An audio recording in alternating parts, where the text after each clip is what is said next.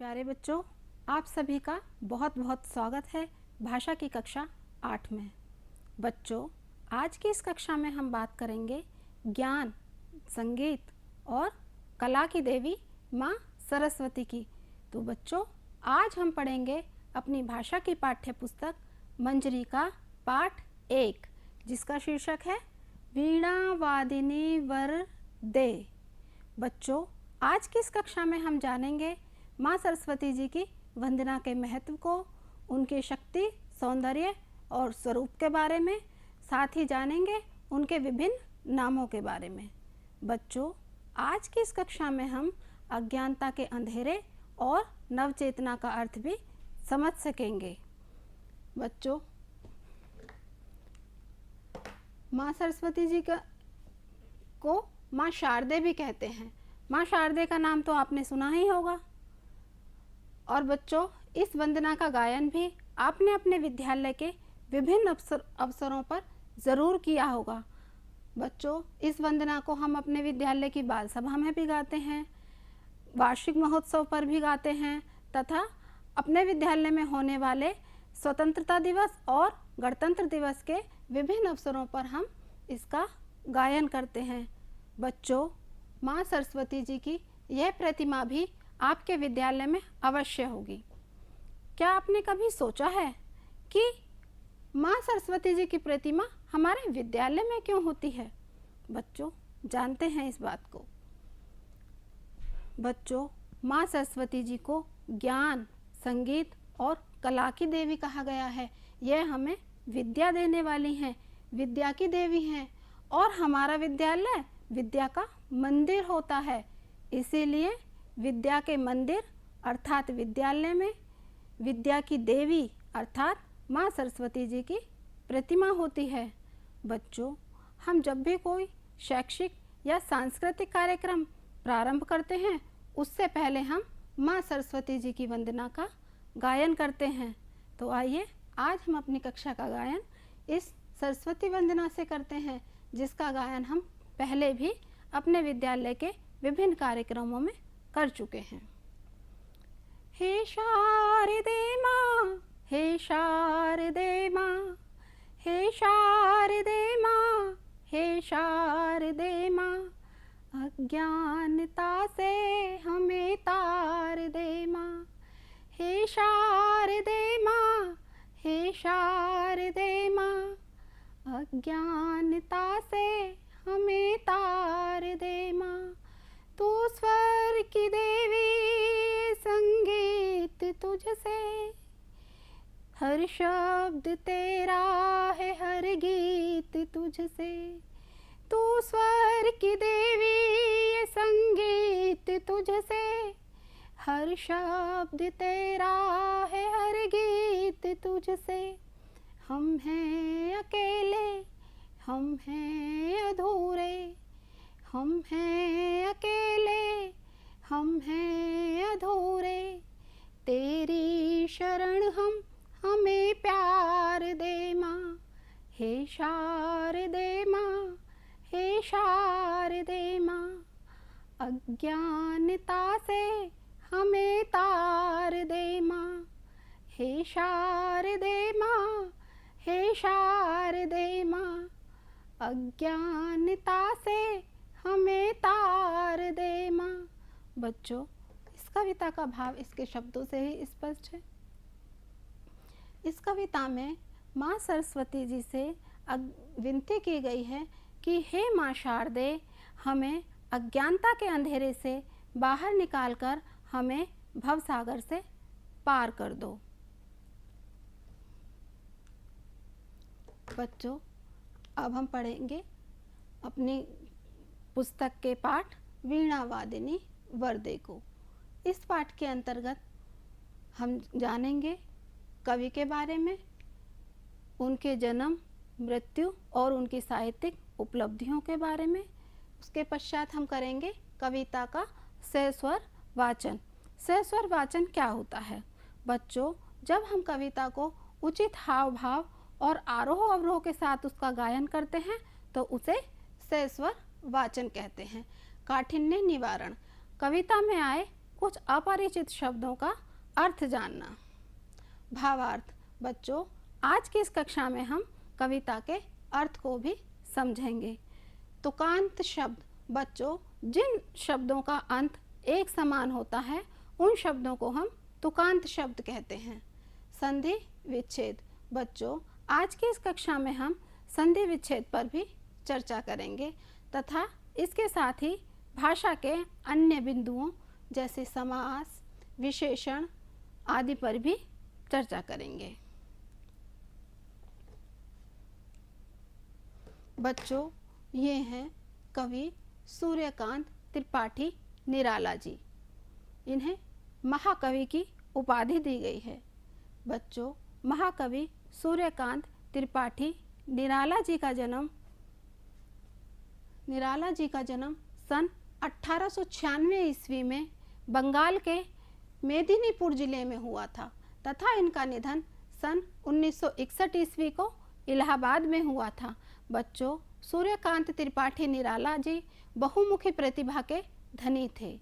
बच्चों, ये हिंदी के छायावादी कवियों में महत्वपूर्ण स्थान रखते हैं। कविता के अतिरिक्त इन्होंने उपन्यास, कहानी, निबंध, आलोचना आदि भी लिखे तथा इसके साथ ही इन्होंने कई रेखाचित्र भी लिखे।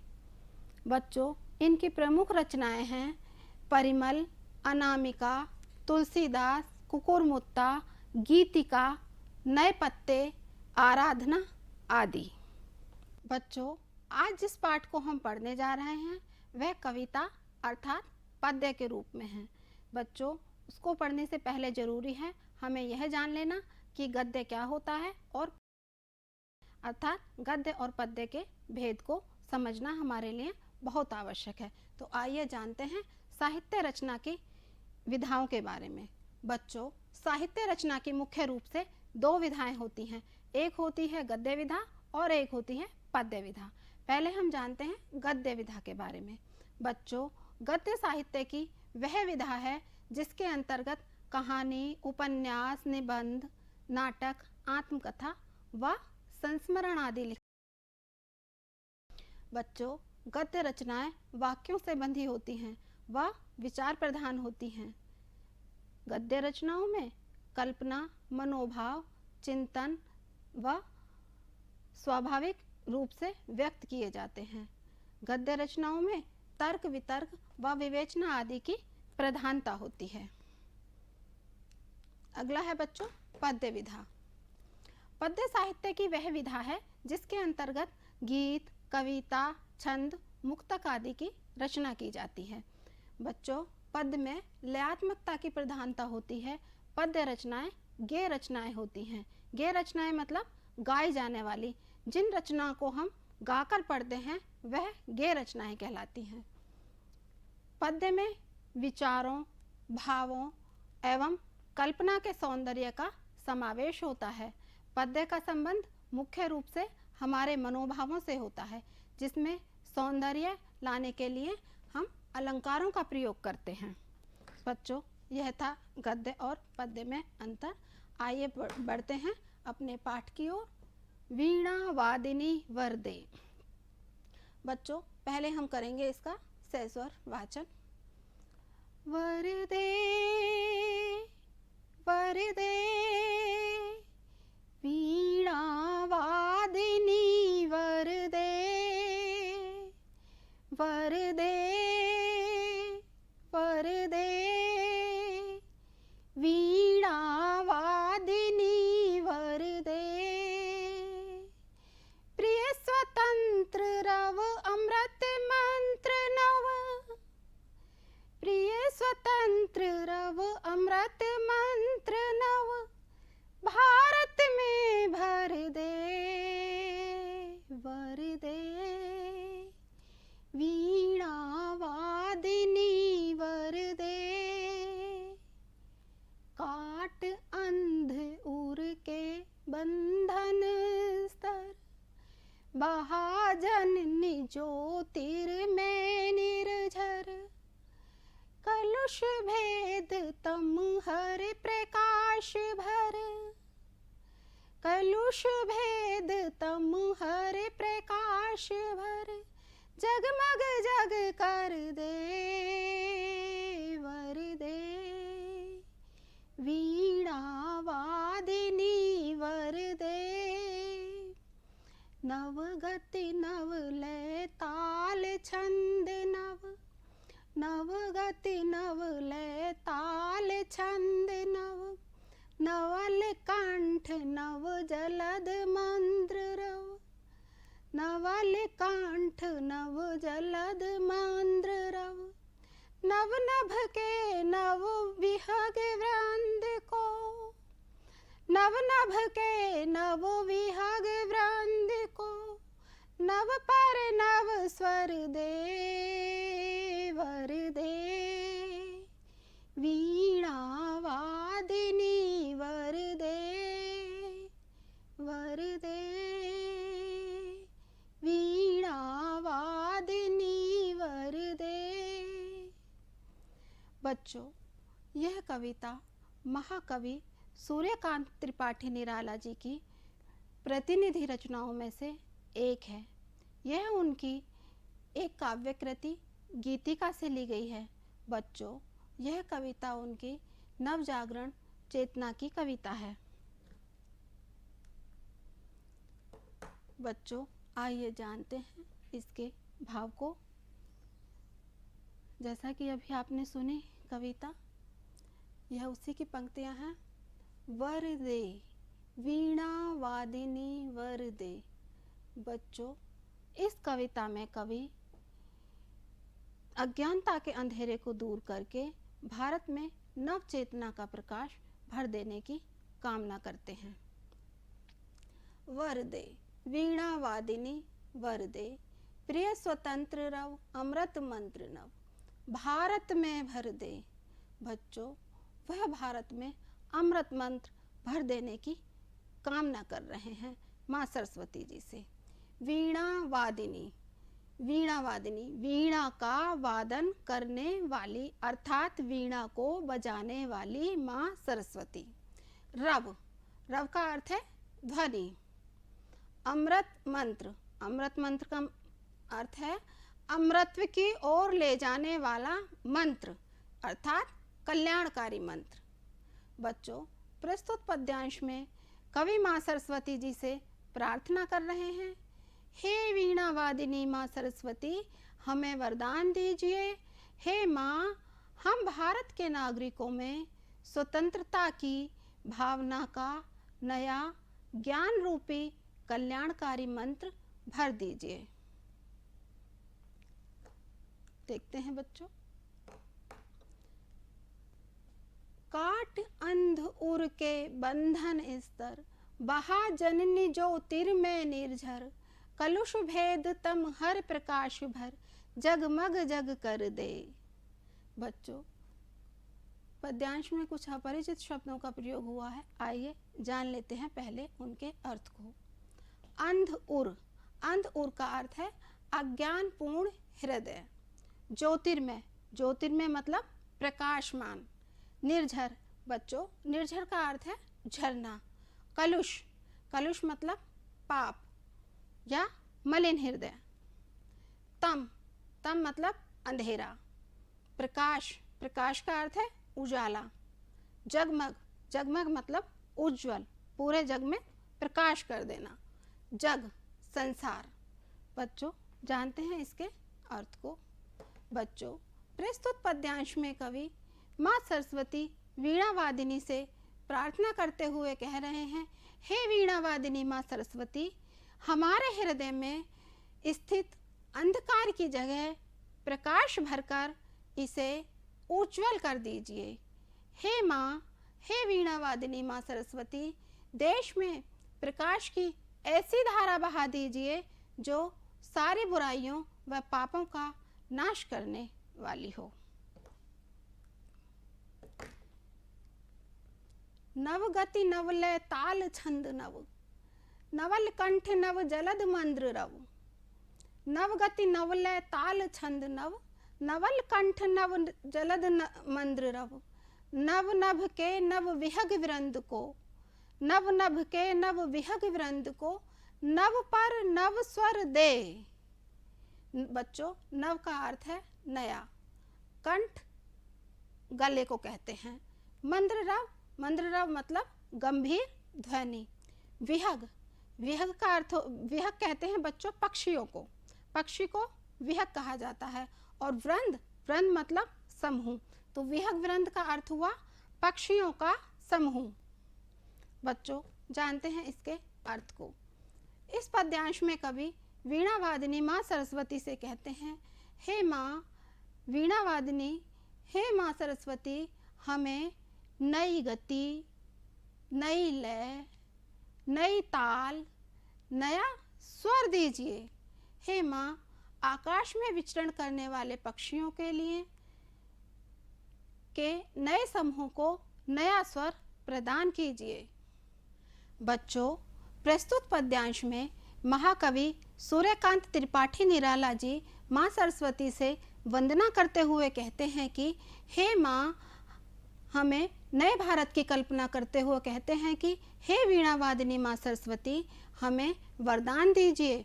परतंत्रता मृत्यु के समान है, तुम हमें अमृतत्व की ओर ले जाने वाला वर दो और संपूर्ण भारत में ज्ञान का दीप जलाकर कल्याणकारी मंत्र भर दो।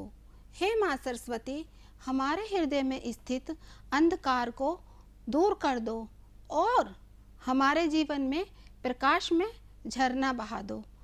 कवि कहते हैं, हमारे मन की मलिनता और अंधकार को दूर करके उसमें प्रकाश भर दो और पूरे विश्व को जगमग कर दो, अर्थात संपूर्ण जगत को ज्ञान रूपी प्रकाश से प्रकाशमान कर दो। कवि निराला जी नएपन के उपासक हैं। बच्चों, कवि निराला जी भारत के लिए नएपन का विकास चाहते हैं और कहते हैं कि हे माँ सरस्वती, देश की जड़ता को भंग करके देश में नई गति, नई लय, नई ताल, छंद और नया कंठ प्रदान करो। बच्चों, इस कविता का भाव है कि भारत गुलामी और सभी जड़ताओं को दूर करके विश्व में एक नए भारत के रूप में प्रकाशित हो। बच्चों, आइए करते हैं इस कविता में आए कुछ व्याकरण संबंधी बिंदुओं पर चर्चा।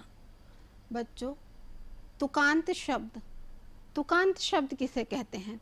बच्चों, जिन शब्दों का अंत एक तुक में होता है उन्हें हम तुकांत शब्द कहते हैं।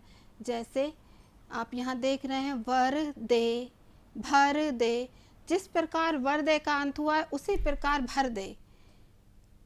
ऐसे ही कर दे, स्वर दे, बच्चों इनके अंत की ध्वनि एक समान है, इसलिए इन्हें तुकांत शब्द कहते हैं। इसी प्रकार रव, नव, स्तर, निर्झर, नव पर नव स्वर, बच्चों यह सभी तुकांत शब्द हैं। इन सभी का अंत एक समान हुआ है। संधि, संधि किसे कहते हैं? बच्चों, संधि का अर्थ होता है मेल। दो निकटवर्ती वर्णों के परस्पर मेल से जो परिवर्तन होता है उसे संधि कहते हैं। जैसे यहाँ उदाहरण दिया है, चिर जमा आयु। बच्चों, चिर और आयु दोनों शब्दों के मेल से शब्द बनता है चिरायु। इस उदाहरण में रा एवं आ मिलकर रा बनाते हैं। बच्चों, संधि के तीन भेद होते हैं, स्वर संधि, व्यंजन संधि और विसर्ग संधि।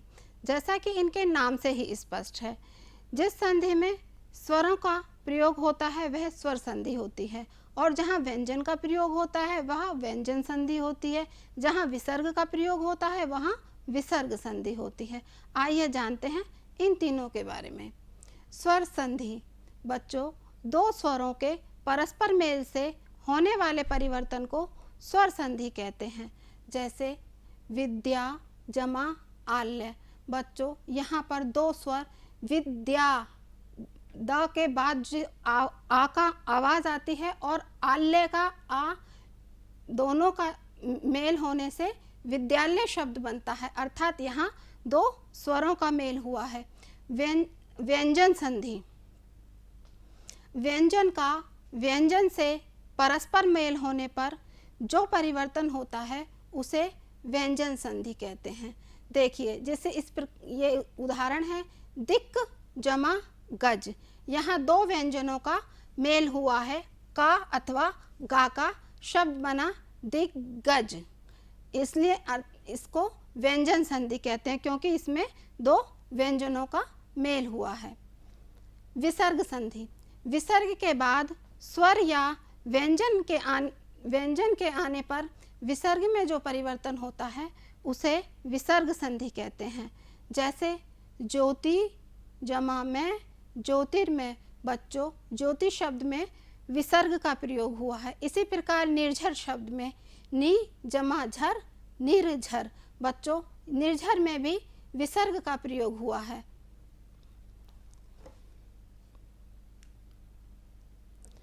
आगे देखते हैं समास के बारे में। बच्चों यह है समास की परिभाषा। पहले जान लेते हैं कि समास किसे कहते हैं।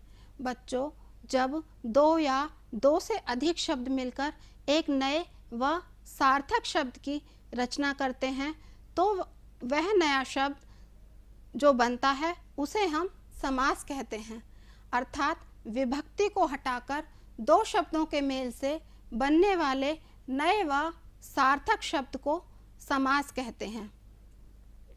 बच्चों इस पाठ का नाम वीणा वादिनी वरदे, इस वीणा वादिनी में भी बहुव्रीहि समास का यह एक उदाहरण है। वीणा वादिनी, वीणा का अर्थ है, वीणा वादिनी का अर्थ है वीणा को बजाने वाली, अर्थात सरस्वती,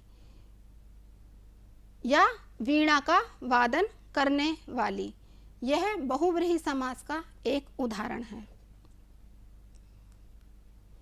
बच्चों समास के 6 भेद होते हैं।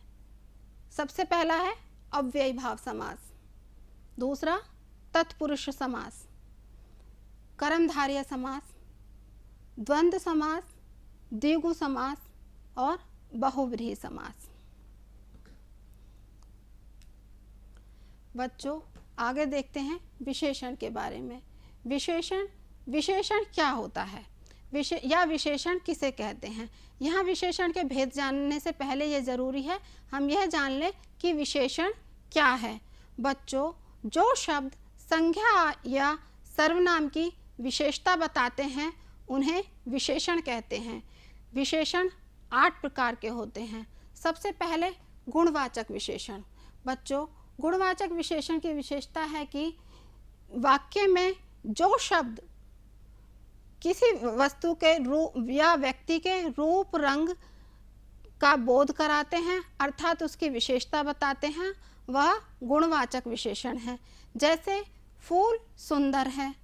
अब यहाँ फूल शब्द संज्ञा है और सुंदर होना उसकी विशेषता है, तो इस शब्द में, इस वाक्य में सुंदर शब्द गुणवाचक विशेषण है। संख्यावाचक विशेषण। बच्चों जब किसी वाक्य में कोई शब्द किसी व्यक्ति या वस्तु की संख्या बताते हैं तो वहाँ संख्यावाचक विशेषण होता है। जैसे हम कहें कक्षा में 10 छात्र हैं तो यहाँ 10 संख्यावाचक विशेषण हैं। अगला है परिमाणवाचक विशेषण। बच्चों जब किसी वाक्य में कोई शब्द किसी व्यक्ति या वस्तु के परिमाण के बारे में बोध कराता है तो उसे परिमाणवाचक विशेषण कहते हैं। जैसे 10 किलो चीनी। अब यहाँ 10 किलो चीनी से हमें उस चीनी के परिमाण का बोध हो रहा है तो इसे परिमाणवाचक विशेषण कहेंगे। सार्वनामिक विशेषण। बच्चों जब किसी वाक्य में कोई शब्द किसी सर्वनाम की विशेषता बताता है वहाँ सार्वनामिक विशेषण होता है। इसी प्रकार व्यक्तिवाचक विशेषण, प्रश्नवाचक विशेषण, तुलनाबोधक विशेषण। बच्चों जब किसी व्यक्ति या वस्तु की तुलना किसी अन्य व्यक्ति या वस्तु से की जाती है तो वहाँ तुलनाबोधक विशेषण होता है। संबंधवाचक विशेषण, जहाँ संबंध बताया जाता है वहाँ संबंधवाचक विशेषण होता है। गुणवाचक विशेषण, जैसा कि बच्चों अभी हमने आपको बताया था, गुणवाचक विशेषण जब कोई शब्द संज्ञा या सर्वनाम की विशेषता बताता है तो वहाँ गुणवाचक विशेषण होता है। प्रस्तुत कविता में किस प्रकार गुणवाचक विशेषण का प्रयोग हुआ है, आइए जानते हैं इसको। बच्चों, प्रस्तुत कविता में नवगति, नवगति में नव गुणवाचक विशेषण है जो कि गति शब्द की विशेषता बताता है। इसी प्रकार कविता में कुछ अन्य शब्दों का भी प्रयोग हुआ है, जैसे नवगति, नवलय, नवजलद, नवनभ, नवपर, नवस्वर आदि। अब यहाँ पर लय, लय कैसी है, नव मतलब नई, नव शब्द ला की विशेषता बता रहा है। इसी प्रकार जलद में जलद नव, नव शब्द जलद की विशेषता बता रहा है। नभ, नभ नया, नभ, नव पर, पर का अर्थ बच्चों यहाँ पक्षियों के पंखों से है। पंख कैसे हों, नए। नव स्वर, नया स्वर, नई आवाज। कवि ने विनती की है ना कविता में कि नया स्वर दीजिए, नई आवाज दीजिए। तो बच्चों इस कविता में नव शब्द का प्रयोग विशेषण, गुणवाचक विशेषण के रूप में हुआ है। बच्चों, आज की इस कविता में हमने जाना माँ सरस्वती जी की वंदना के महत्व को एवं अज्ञानता का अंधेरा क्या है उसके बारे में, तथा जीवन में शिक्षा के उपयोग व महत्व के बारे में। बच्चों, आज की इस कक्षा में हमने माँ सरस्वती जी विद्या, संगीत एवं कला की देवी के रूप में जाना। बच्चों, इस कविता में हमने जाना कि हमें अपनी मातृभूमि के प्रति समर्पित रहना चाहिए और उसकी स्वतंत्रता व सम्मान की रक्षा करनी चाहिए। हमें अपने दोषों को दूर करने और अज्ञानता के बंधन से मुक्त होने के लिए माँ सरस्वती जी से प्रार्थना करनी चाहिए। बच्चों, हमें स्वतंत्रता, अमरत्व, ज्ञान और नव जागरण का वरदान पाने की कामना करनी चाहिए। बच्चों, यह कार्य है आपके करने के लिए। सभी बच्चे अपनी कार्य पुस्तिका में माँ सरस्वती जी का एक सुंदर चित्र बनाएंगे। इसके साथ ही इस तालिका को भी खंड का और खंड ख के शब्द चुनकर शब्द के जोड़े बनाएंगे। स्वतंत्र रव, इसी प्रकार अंध उर। बच्चों, आप इन्हीं सब शब्दों के खंड क का मिलान खंड ख से करके शब्दों को बनाकर अपनी कार्य पुस्तिका में लिखेंगे। बच्चों, आपको यह कविता समझ आई होगी, आपने इसके भाव को जाना होगा। आप सभी बच्चे इस कविता को कंठस्थ करके अपने विद्यालय के किसी आगामी कार्यक्रम में सुनाएंगे। धन्यवाद। शुभाशीष बच्चों।